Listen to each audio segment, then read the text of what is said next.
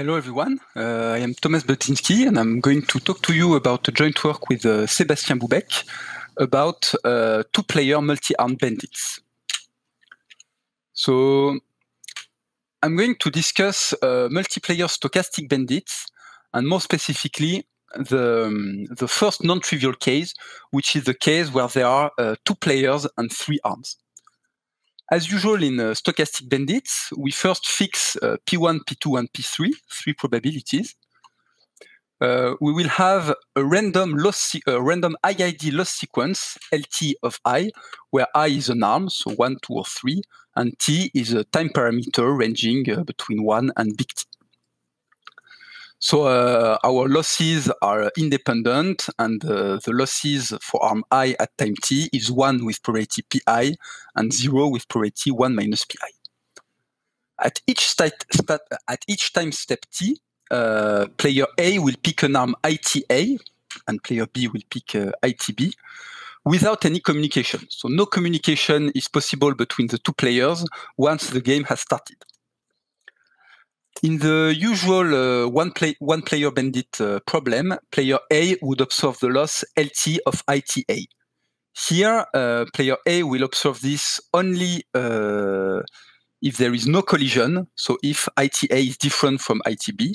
But if there is a collision, then both players will just suffer the loss 1 and observe a 1. We can define the total loss as the sum of all the losses suffered by both players during the whole game, from time 1 to big T.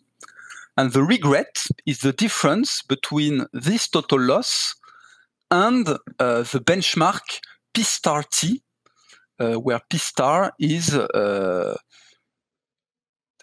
basically the sum of the smallest two probabilities. So P star T is the loss the players would have suffered if they had known right away which two arms were the best. So our goal will be to find a randomized strategy such that for any P1, P2, and P3, the expected regret is as small as possible. So before moving on to our main result, let's review some of the previous works on this topic. So this list is far from exhaustive. The best general upper bound that is known is of order T to the 3/4. It's a recent paper of Boubec, Lee, Perez, and Selke. It's in a more general setting, so it's with two players, but any number of arms, and it's not restricted to stochastic bandits. It's for any deterministic loss sequence. There is also a regret bound of order square root of T, plus some logarithmic corrections, by Lugosi and Mehrabian, but under the assumption that P1, P2, and P3 are bounded away from 1. So none of the arms is too bad. An interesting feature shared by both of these works is that they rely strongly on using collisions to have some kind of communication between the players. Indeed, if, for example, some player plays the same arm repeatedly, then the other player can detect it by playing also the same arm and generating a lot of collisions. And this can be used to pass some information from one player to the other. But since communication was initially forbidden by the model, it feels like cheating. Sorry, and this is another motivation for the next result. So our main result is that there is a randomized strategy which uses shared randomness, such that on the one hand, the expected regret is at most of order square root of T log T, and on the other hand, with high probability, there is no collision at all during the whole game. Note that it's for two players and three arms, so it's less general than these two results. But on the other hand, we get a strong upper bound, and we don't need to make any additional assumption on P1, P2, and P3. So this compared to the one-player bandit problem, we have this additional factor square root of log t, and I'm now going to argue that indeed this problem seems significantly more difficult than the regular one-player bandit problem. So let's look at the space of possible p's. And since my slides are only two-dimensional, I'm just going to consider the plane where P1 plus P2 plus P3 is equal to 3/2. So in the center, we have this point 1/2, 1/2, 1/2, where the three arms are equivalent. This is the region where the best arms are 1 and 2. This is the region where 2 and 3 are best. And this is the region where 1 and 3 are best. So in this region, we would like our two players, A and B, to play arms 1 and 2. Without loss of generality, let's assume that here A plays 1 and B plays 2. Now let's look at what the players will play here, so below this boundary. We want them to play 2 and 3. But imagine that A is playing 2 and B is playing 3. Then, if P is close to the boundary, since the two players don't have exactly the same information, it's possible that B thinks we are above and plays 2, and A thinks we are below and plays 2 as well. And then there is a collision, which is very bad. So here, we would like A to play 3 and B to play 2. But similarly, by the same argument on this boundary, here we would like A to play 3 and B to play 1, and then we can complete our turn. Here, A should play 2 and B should play 1. And as we can see, this is different from this. And this is a problem because here A needs to play, here A wants to play 1, here B wants to play 1, and so somewhere in between there will be an interface with a high risk of collision. So we have a topological obstruction where we turn around the center along a circle, which leads us to think that it's not always possible to play what looks optimal. So there is some difficulty. Another usual difficulty of bandit problems is the exploration versus exploitation dilemma, which is something quite classical. And we will want to separate these two problems from each other. So we would like to treat this problem of avoiding collisions and forget temporarily about exploration versus exploitation dilemma. And for this, we're going to consider a full information toy model. So here is the description of the toy model. We fix P1, P2, and P3 as before. And this time, we're going to have two independent IID loss sequences, LTA for player A and LTB for player B, but with the same values of P1, P2, and P3.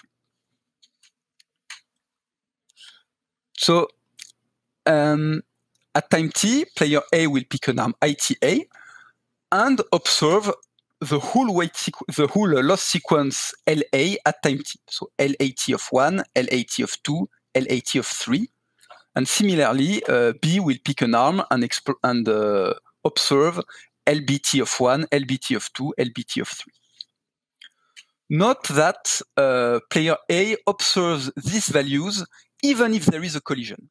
So collisions do not affect at all the information received by A, which makes it completely impossible to use collisions to communicate on this toy model.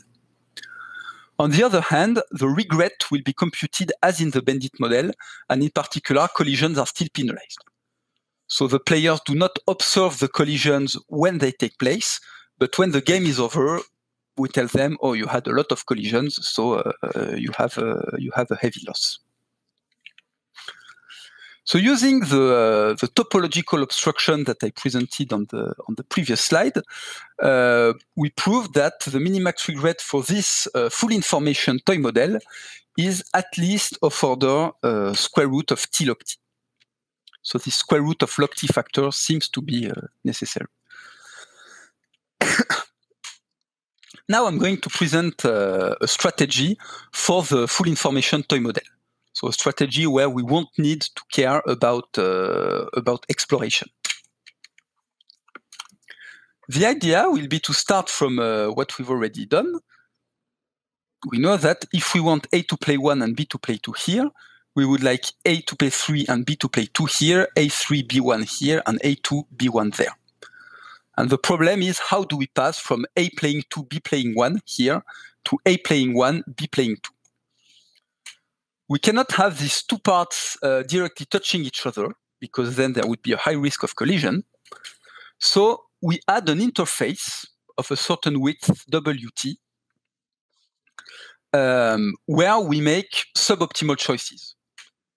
So here, A plays 3 and B plays 2, just like here, and here A plays 3 and B plays 1, just like there. Even if 3 is the worst possible arm in this region. So if we look at the boundary here, for example, this one, if we are near this boundary, then B is going to play 2 anyway, and A will play either 1 or 3. So in any case, we avoid collision. And we choose the width WT here, so that the probability that there is a collision because of two non-neighbor regions, for example, if A thinks we are there and B thinks we are there, we choose WT so that this probability is extremely small. So collisions are not a problem anymore. Now the problem is that we have a region here where we make some suboptimal choices. And the idea is to choose this region randomly. This is where we need some shared randomness. We take this angle here, theta, uniform between pi over 3 and pi. In particular, if we fix some point P in this region, if P is far away from the center, the probability that the interface is close to P and that we make a suboptimal choice will be small. If P is close to the center, the probability that that P lands on the interface is large, but the choices that we make here won't be suboptimal by a lot. Because if we're close to the center, the arms are not too different from each other. So that's our strategy for the toy model, and that's how we get square root of T log T in the full information case. Now, I'm going to move on to the bandit strategy. I'm not going to describe it in full details, but I'm just going to stress the differences between the bandit and the toy model strategy. So let's imagine on the toy model strategy that we are here, that we are near this boundary. Then we want player A to explore both the arms 1 and 3 to know precisely which one is the best. So for this reason, we add an exploration region here, near the boundary, where player B plays arm 2, just like here and there, and player A alternates between arm 3 when the time is odd and arm 1 when the time is even. And we have two other similar exploration regions. And the other issue that we have with this picture is that, for example, player B never plays arm 3. So it's possible that the player has a very poor estimate on one of the arms.